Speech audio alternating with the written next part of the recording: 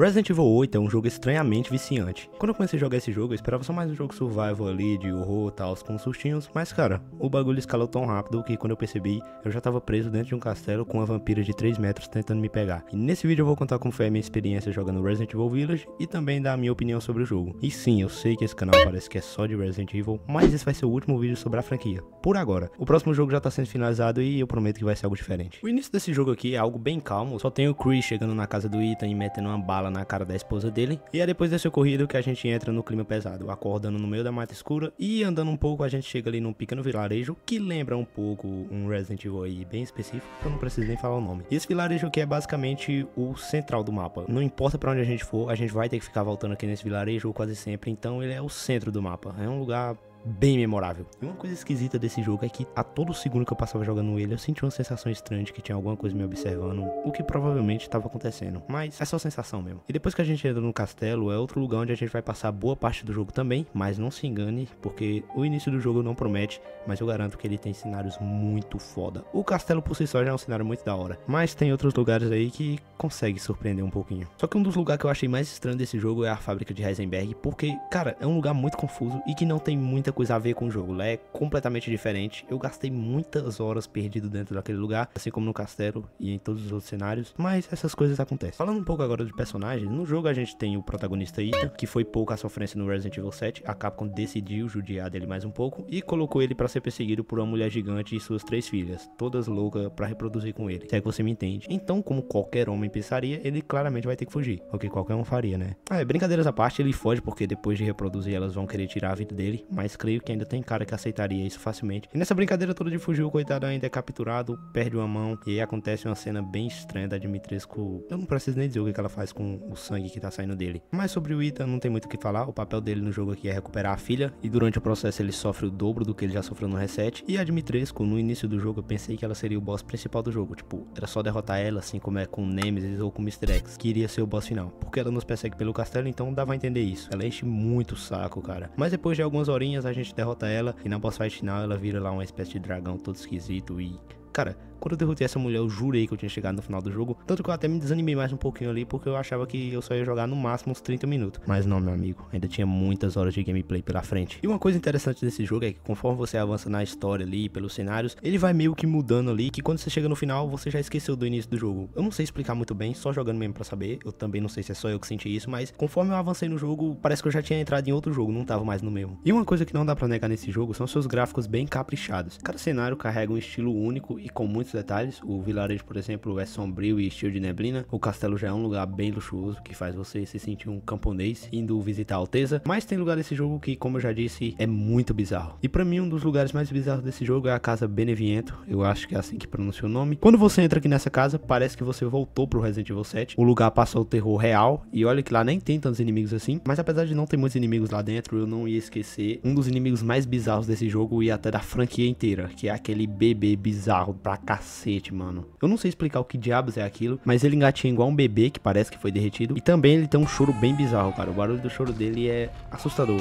Eu acho que choro de bebê por si só já é um bagulho estranho. Quando você não tá vendo o bebê, você escuta apenas o choro, já é normal assim ficar um clima meio esquisito. E quando ele tá nos perseguindo, meu amigo, eu nunca tinha sentido tanto medo misturado com desespero. Era um bagulho muito ruim enquanto eu tava sendo perseguido por ele. Porque aqui você não tá no meio da cidade igual no Resident Evil 3, quando o Nemesis te persegue. Aqui tu tá dentro de uma casa com corredores estreitos, completamente perdido, e nas suas costas tem um bebezinho faminto querendo te devorar. E sinceramente, eu acho que esse é o inimigo que mais vai te marcar nesse jogo. A gente não passa muito tempo fugindo dele, mas o pouco tempo que a gente passa vai te marcar pelo resto da sua jogatina. E um inimigo também que eu quase esqueço é o Moreal. Eu acho que é assim que fala o nome dele também. E esse daqui é um dos inimigos que sinceramente eu não vou negar, ele não faz muito sentido assim. Por trás da lore deve ter alguma coisa que explica ele ali na história do jogo, mas no jogo em si eu acho ele bem fraco, principalmente por causa da sua boss fight, que não é tão difícil assim, mas também não é tão fácil. Mas é algo que depois que acabou eu só me perguntei por quê. Não é querendo desmerecer o boss, mas poderia ter metido algo mais forte ali. Apesar que na última fase ele fica um bagulho bem bizarro, mas não é tão brutal assim. É tipo um Del Lago.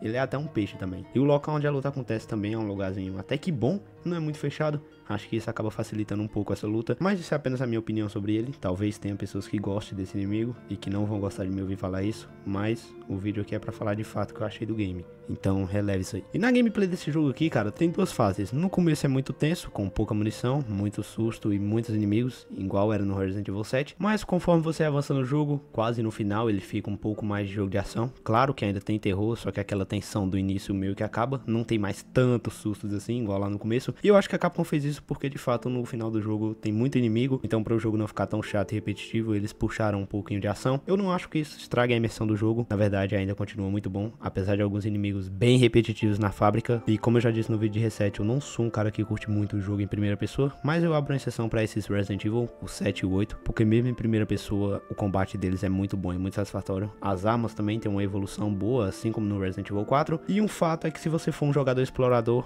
o que não é o meu caso, o jogo vai ficar fácil pra você, porque boa parte da munição fica escondida pelo cenário, você pega uma chave e volta lá atrás, coisa que acontecia no Resident Evil 3 ou 2, como era naqueles armários da delegacia e etc. E eu quase nunca lembrava de olhar ou de procurar, então isso dificultou mais ainda a minha gameplay. Os puzzles dele também não são algo muito complexo, não tem nada que seu primo de 6 anos não consiga resolver, e sobre o resto das mecânicas é tudo mesmo do reset. A Capcom só deu um Ctrl V aqui, eu não reclamo, porque a jogabilidade desse jogo é muito boa, e aqui eles acrescentaram o Mercador, que é um personagem também sem comentários. Eu já vi pessoas comparando ele com o do R4 e sinceramente não tem muita diferença entre eles, são só vendedores que se teletransportam de um lugar pro outro. Então, nota 10 pra esse cara, ele é gente boa, assim como o vendedor do R4 também. E uma coisa desse jogo também que eu achei um pouco fraca, que chegou a me decepcionar um pouco, é a última boss fight contra a Mãe Miranda. Eu não sou de me importar muito com isso, mas quando eu cheguei no final, eu confesso que aquela última luta não me surpreendeu muito. Eu tive sim uma certa dificuldade pra passar, por falta de vida e também de munição, isso foi um baita problema. Mas por dizer que a luta é fraca, eu não tô querendo dizer que a luta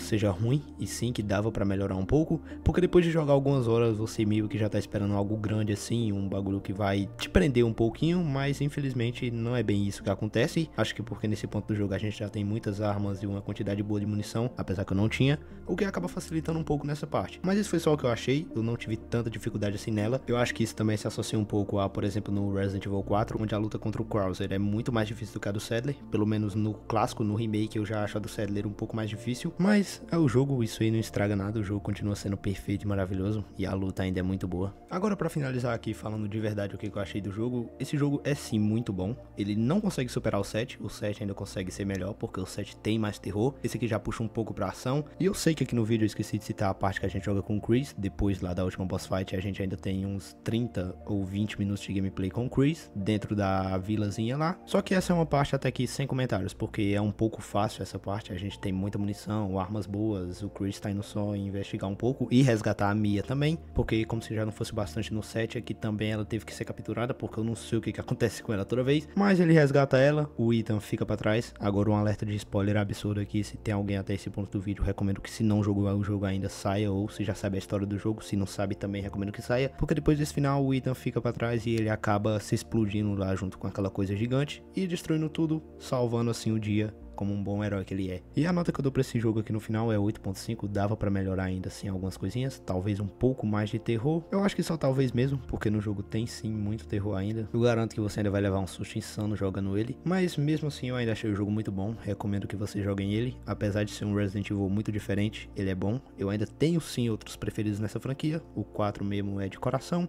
mas é isso aí, comenta um jogo aí embaixo pro próximo vídeo e adeus.